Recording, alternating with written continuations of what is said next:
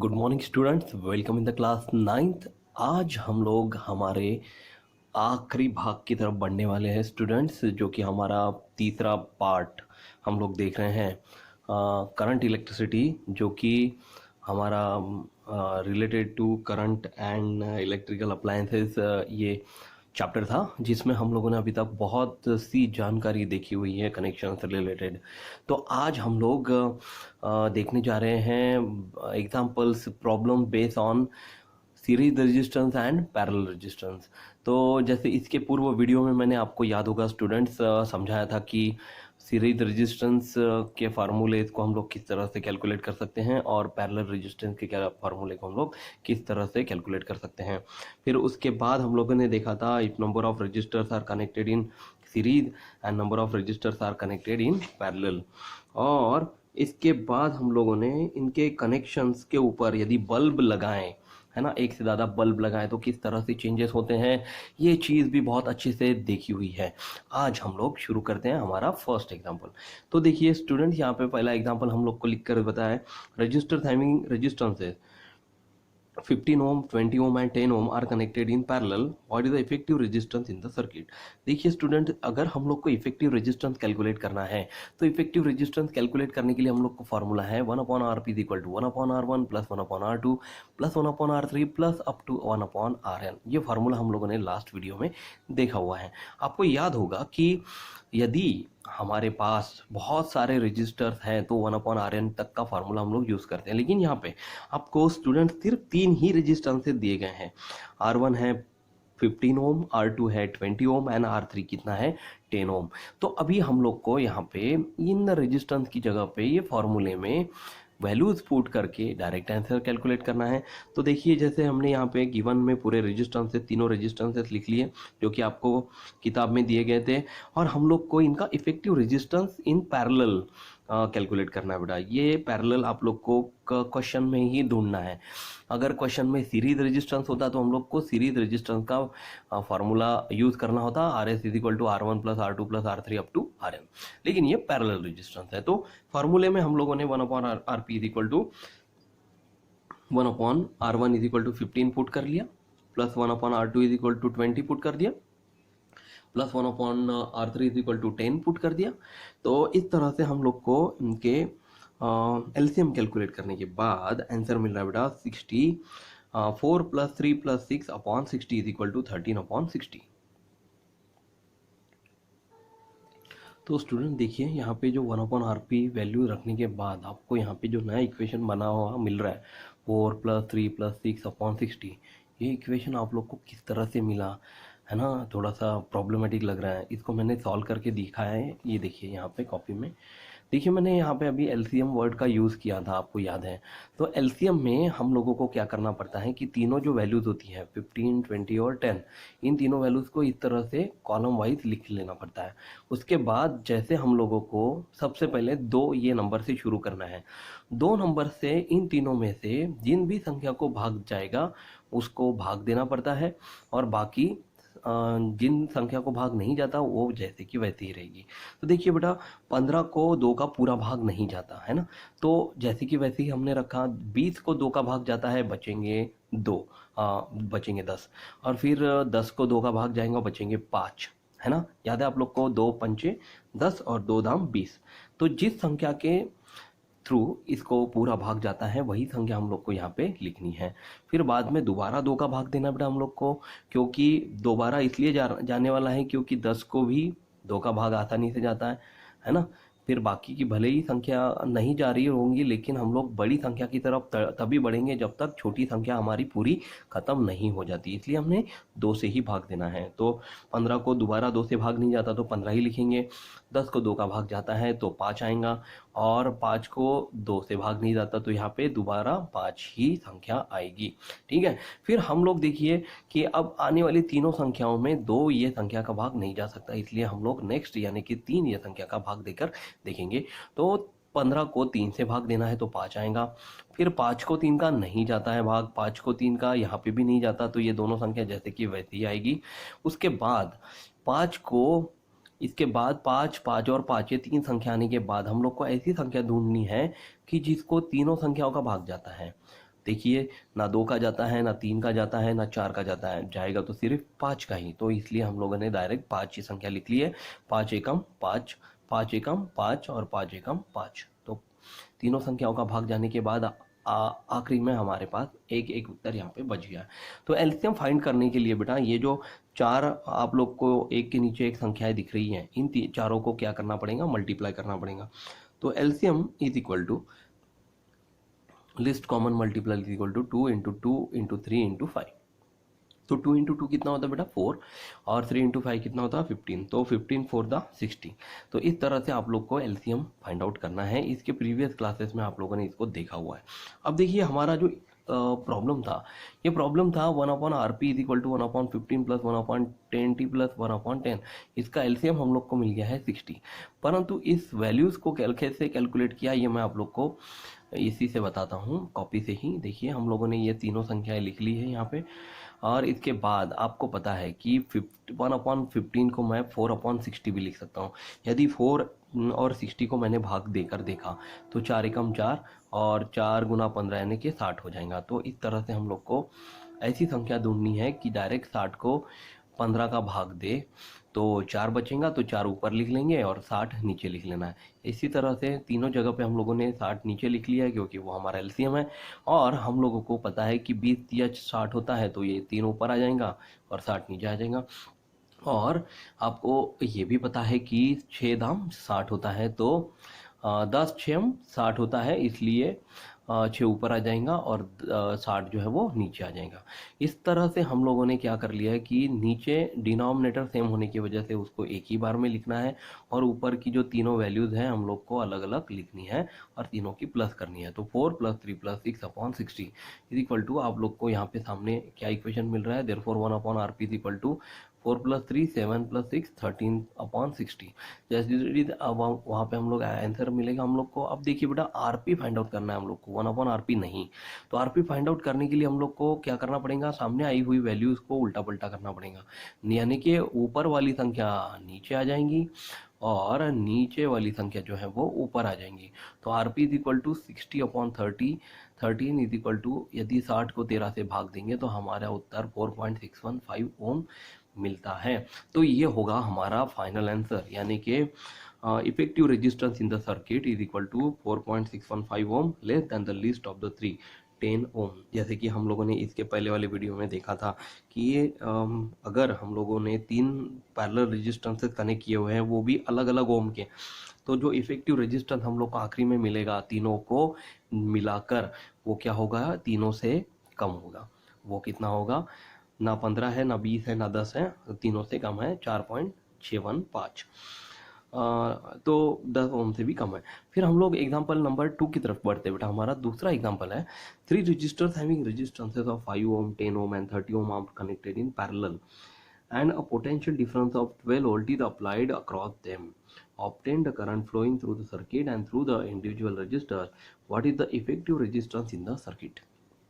मतलब 3 रेजिस्टेंस हमने parallel connection में कनेक्ट किए हुए हैं, ठीक है, और उनका पोटेंशियल डिफरेंस यहाँ पे दिया गया बेटा 12 वोल्ट है ना।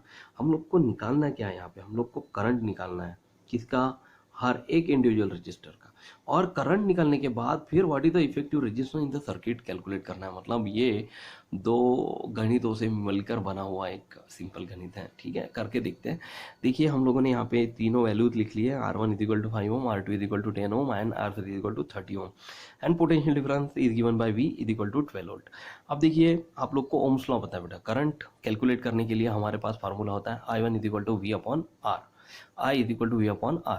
तो देखिए हम लोग को इंडिविजुअल करंट कैलकुलेट करना है, तो ये 5 ओम वाले रजिस्टर से 12 वोल्ट पोटेंशियल डिफरेंस जाने के बाद हम लोग को करंट कितना मिलता है ये यहाँ पे फाइंड आउट करके बताया। तो I1 मतलब रजिस्टर 1 में से जाने वाला पोटेंशियल डिफरेंस तो एक समान है, 12 वोल्ट ही लेना है तीनों जगह पर, परंतु करंट R1 ओम का R1 रजिस्टर का करंट I1 हमको कितना मिल रहा है, 12 को 5 से भाग देंगे तो हमको मिलता है 2.4 एम्पियर। इसको भाग देकर देखिए, इतना ही उत्तर आएगा।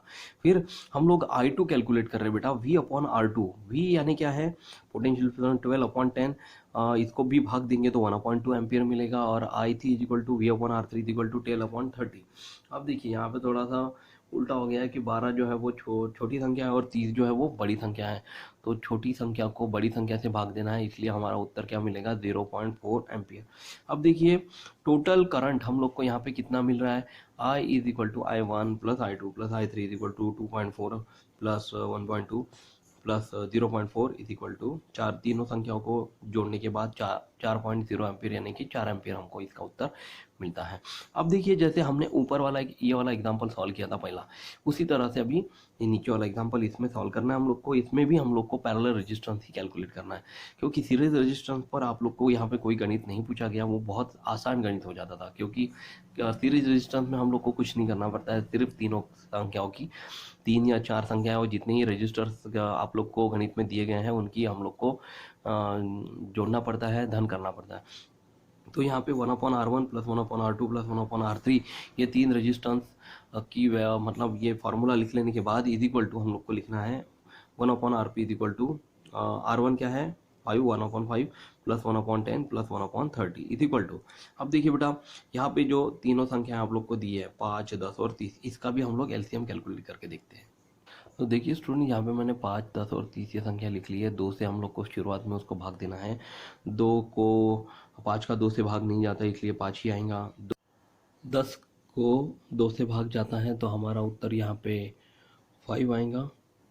2 पंचे 10 और 30 को भी 2 का भाग जाता है तो हमारा यहाँ उत्तर आएगा बेटा 15, क्योंकि 15 दूनी होता है 30। अब हम लोग को ऐसी संख्या से भाग देना है जो 2 से बड़ी हो लेकिन तीनों में से किसी एक संख्या को जाता है भाग, तो वो यहाँ पे हम लोग लेते 3। 5 को 3 का भाग पूरा नहीं जाता, 5 को 3 का भाग नहीं जाता, तो ये संख्या हम लोग को जैसे कि वैसे ही लिखनी है। हाँ, 15 को 3 का भाग जाता है तो यहाँ पे हमारा उत्तर क्या आएगा 5। अब हम लोग को ऐसी संख्या ढूंढनी है कि तीनों संख्याओं को एक साथ भाग जाए, तो वो होगा बेटा हमारा वो संख्या हो गई हमारी 5। तो 5 एकम 5, 5 एकम 5 और 5 एकम 5। तो इस तरह से हम लोग को आखिरी में एक उत्तर मिल गया। अब हम लोग को क्या करना है, एलसीएम कैलकुलेट करना है। तो एलसीएम इज इक्वल टू होगा 2 गुना 3 गुना 5 बराबर 2 तिया 6 और 6 पंचे होगा 30। तो इसका एलसीएम आप लोग को कितना मिल रहा है, 30।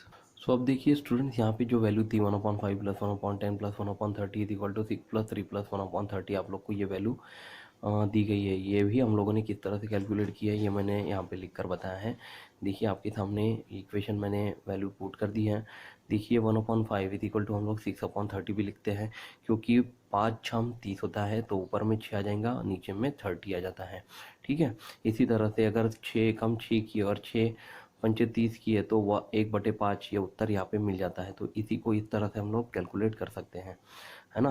तो फिर आता है 10 तिया 30, तो 3/30 आ गया यहाँ पे, और 30 एकम 30 तो 1/30 यहाँ पे हम लोग को उत्तर मिल गया है। देखिए उसके बाद हम लोग क्या किया है कि डिनोमिनेटर सेम होने की वजह से यहाँ पे 30 लिख लिया, ऊपर में 6 प्लस 3 प्लस 1 लिखा हुआ है और डिनोमिनेटर अपॉन 30 लिखा हुआ है। 6 प्लस 3 यानी कि 9 प्लस 1 यानी 10/30 हम लोग को 1/RP यहाँ पे आंसर मिल गया है।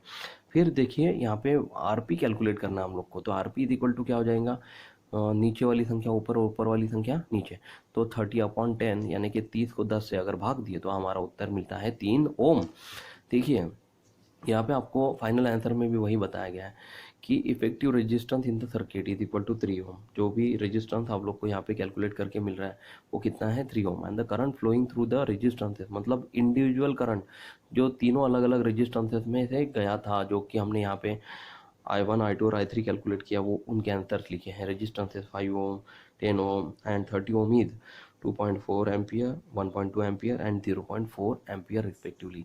And the total current flowing through the circuit is 4 ampere. मतलब जो टोटल करंट हम लोगों ने यहाँ पे इसके बाद कैलकुलेट किया था ना 4 एम्पियर, ये हमने इस तरह से फाइनल आंसर्स में लिख लेना है।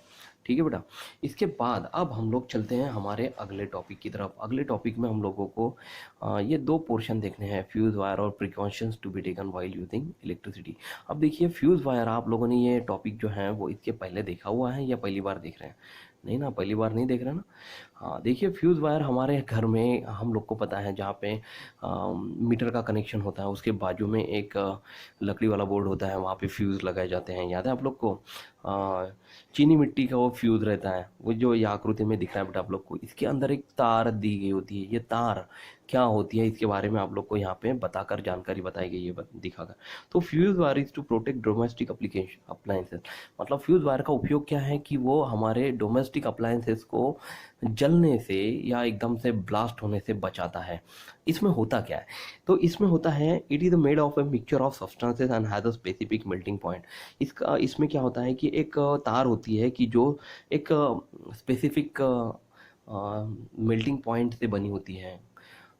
इसको हम लोग कहते हैं, को हम लोग कहेंगे गलनांक, विशिष्ट गलनांक वाले बिंदु से वो बनाया जाता है मेल्टिंग पॉइंट। मतलब विशिष्ट गलनांक बिंदु से मतलब वो मिश्र धातु बना हुआ होता है। और वो जो होता है वो it is connected in series, उसको हम लोग को सीरीज में ही कनेक्शन करना पड़ता है।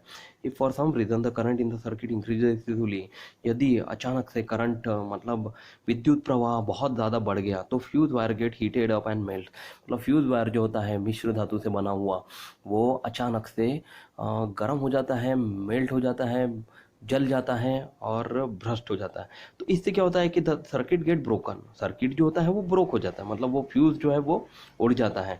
And the flow of current stop, और मतलब करंट का जो फ्लो है वो अचानक से स्टॉप हो जाता है। इसका मतलब ये है कि दस प्रोटेक्टिंग द अप्लायंस, मतलब इससे क्या होता है कि हमारा जो उपकरण हमने बिजली पर जलाया था वो जो है वो बच जाता है। This wire is fitted in a groove in a body of porcelain like non conducting material, और वो जो है वो चीनी मिट्टी में लगाया गया होता है, जो कि नॉन कंडक्टिंग मटेरियल है, मतलब उसमें से बिजली का प्रवाह बिल्कुल भी नहीं जा सकता। For domestic use fuse wires with upper limits of, मतलब हमारे दैनंदिन जीवन में इसका उपयोग बहुत ज़्यादा तरीके से किया जा सकता है। और ये संगलक तार जो होते हैं उनके एम्पियर हम लोग को यहाँ पे बताए गए हैं, 1 एम्पियर, 2, 3, 4, 5 और 10 तरह के एम्पियर के ये संगलक तार हमारे दैनंदिन जीवन में उपयोग में लाए जाते हैं, इस्तेमाल किए जाते हैं। अब हम लोग चलेंगे हमारे लास्ट टॉपिक की तरफ, जो है हमारा precautions to be taken while using electricity. मतलब हम लोग को कौन सी सावधानियाँ रखनी चाहिए, इसके बारे में जानकारी बताई गई है। तो electric switches and sockets should be fitted at a height at which small children cannot reach and put pins or nails inside। देखिए बेटा, अगर हमारे घर में अभी, आपके घर में अभी इलेक्ट्रिक कनेक्शन किए जा रहे हैं तो उनकी जो हाइट है वो थोड़ी दूर रखिए, ऊपर रखिए, ताकि जो छोटे बच्चे हैं उसके अंदर पिंस या नेल्स ना डाल कर देखें। और जो सॉकेट होते हैं, स्विचेस होते हैं, एक एक समान कुछ तो भी एक दूरी पर हमको उसको लगाना चाहिए। तो plug wire should not be pulled while removing a plug from its socket. मतलब पिन या कील जैसी कोई वस्तु प्लग में न डालें और प्लग निकालते समय प्लग वायर न खींचें। हम लोग को प्लग से ही उस वायर को खींचना है, ना वो कि वायर से, ठीक है।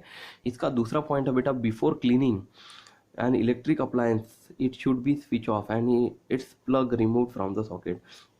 मतलब जब भी हम लोग किसी इलेक्ट्रिक अप्लायंसेस को क्लीन कर रहे हैं, मतलब धो रहे हैं या साफ़ कर रहे हैं, तो उसका जो स्विच है वो ऑफ हो जाना चाहिए, ऑफ रखना बहुत ज़रूरी है। नहीं तो या फिर उसका प्लग जो होता है वो तो भी सॉकेट से निकाला हुआ होना चाहिए, नहीं तो क्या हो सकता है, हम लोग को करंट लग सकता है। थर्ड पॉइंट हम लोग देखेंगे, one's hand should be dry while handling an electric appliance. मतलब जब भी हम लोग किसी भी इलेक्ट्रिक के उपकरण को छू रहे हैं तो हमारा जो हाथ है, या फिर सॉकेट को छू रहे हैं तो हमारा हाथ सूखा हुआ होना चाहिए, ना कि गीला। And as far as possible one should use footwear with rubber sole. और इस तरह से अप्लायंसेस को अगर हम लोग छू रहे हैं तो हमारे पैरों में चप्पल, रबर की चप्पल या फिर कोई शूज़ वगैरह हम लोगों ने पहने हुए होने चाहिए, क्योंकि as rubber in insulator. Rubber क्या है बेटा? इंसुलेटर है। इंसुलेटर यानी कि विद्युत रोधी है। It prevent the current from flowing through our body, there thereby protecting it. मतलब ये क्या करता है, रबर जो होता है वो इंसुलेटर होने की वजह से हमारे शरीर को करंट को फ्लो होने से बचाता है, विरोध करता है, और जिससे हम लोग आसानी से बच सकते हैं। और आखिरी पॉइंट है बेटा, if a person gets an electric shock, यदि किसी आदमी को इलेक्ट्रिक शॉक लगा हुआ है तो आपको उसको छूना नहीं है। You should not touch that person, you should switch off the main switch. मतलब सबसे पहले हम लोग को क्या करना है, जो मेन स्विच बाहर लगा हुआ था घर के बाहर, उसको हम लोग को सबसे पहले बंद करना है। And if the switch is too far or you do not know where it is located, और अगर मान लो कि स्विच बहुत दूर है और हम लोग को पता नहीं कि वो कहाँ है, then you should remove the plug from the socket if possible. और कोशिश करिए कि वो जिस उपकरण को उन्होंने छुआ है, मतलब कूलर जैसी चीज़ को छुआ हुआ है और उनको करंट लग रहा है, तुरंत वो सॉकेट निकाल दीजिए। If not then you should use the wooden pole. और तब भी अगर पॉसिबल नहीं है आपको छूने में डर लग रहा है, तो हम लोग क्या करेंगे, सबसे आखिरी उपाय वुडन पोल, यानी कि लकड़ी की कोई वस्तु या कोई डंडा लेकर वो पर्सन को जोर से खींच के मारिए, ताकि वो जो है इलेक्ट्रिक वायर से दूर हो जाए और हम उनकी जान बचा सके। तो स्टूडेंट्स, आशा करता हूँ ये जो वीडियो है आप लोग को अच्छा लगा, और जो गणित मैंने आप लोग को पढ़ाया है वो आप लोग को समझ में आए हैं। अगली वीडियो में हम लोग इसके एक्सरसाइज रिलेटेड क्वेश्चन देखने वाले हैं। मैं आप लोग को ये रिटर्न नोट्स आप लोग को भेजूंगा, परंतु आप सबको ये रिटर्न नोट्स आपकी कॉपी में उतारना है। और जहाँ तक अपनी जितनी भी पढ़ाई हो चुकी है, रेगुलरली आप उसकी पढ़ाई करते रहिए, और क्वेश्चन आंसर्स रीड करते रहिए, याद करते रहिए, और सबसे इम्पोर्टेंट है आपका खुद का अपना ख्याल रखिए। Thank you class, bye.